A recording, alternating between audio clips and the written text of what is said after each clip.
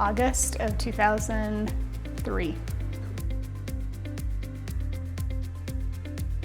Newspaper ad. I remember I printed out stuff to like show Dave of code, and that sounds bizarre now to think about.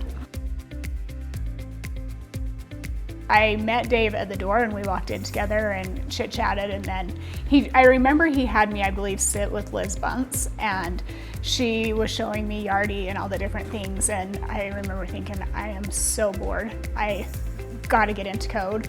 And Dave's like, in a few months. And I'm like, no, that's not going to work. Like, we're going to have to figure something out. And so I dug in pretty quick and started. Oh, there were 4 or 5 in that first office. They sat me in a desk, and then they moved me like across the aisle when Matt and Amy started. And then we hired a few more, and they put me in another room across the hall. And so it's always a joke that after that I just went home because I didn't want to go in the basement. I started in August, and the following April I mainly went to working from home. And so I've been at home most of my career. And I mean, I remember, the big things, the candy car. I always joke when I come in, I grab a few candy bars. Maybe I shouldn't admit to that because I'm like, I never got any as I was at home. First, I would write scripts for them to run just against the database, and then I got tired of doing that. So that's kind of how Yoda was formed, is I was just running these scripts, and I thought they could do this on their own if I created a little app, and so that's what I did. And I just remember reverse engineering. There's tools in SQL Server that you can see what database scripts are being ran, and I would go to a part of Yardi and reverse engineer it and figure out how it fit and worked for us. I did all the networking stuff plus all the coding stuff, and I was really grateful when I didn't have to do networking stuff anymore. Not something I enjoyed. We started, what is known as Yoda now, and really just tried to help make people's jobs easier. And of course now we've moved to web development and moving into the cloud, and we're looking at how we can incorporate AI. So, I mean, obviously times have changed a lot in those 20 years. Conservice has been great. It's let me do the things I've really wanted in my life. I started when my daughter was 8 months old, and being a mom was really important to me. And so, being able to work from home meant a lot to me, to be with my kids and to be able to have a career.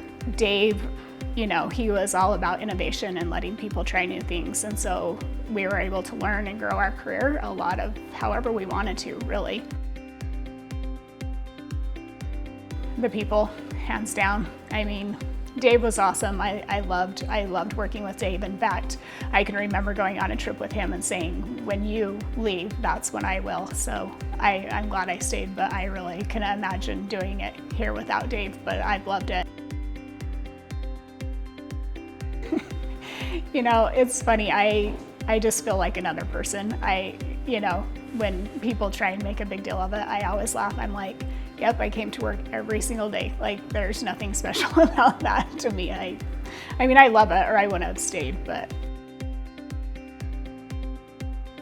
I want to just be part of that Conservice culture of helping people to grow. And so I want to make sure that I'm challenging all of my employees and giving them the tools that they need to be able to grow in their careers, whether they want to continue on that software engineering path or whether they want to go into leadership. But for me, I would say that I just focus on my people and how I can grow them and how I can help them.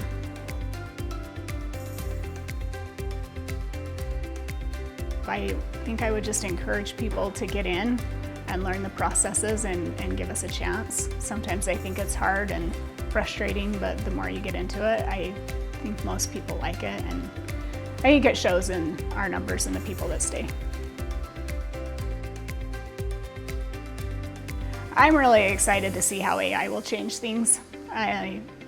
I think it will impact all of us. I think a lot of people are worried it's going to take their jobs. I don't think that will be the case. I think it will change jobs, but I think it will be exciting the things we'll be able to do with it.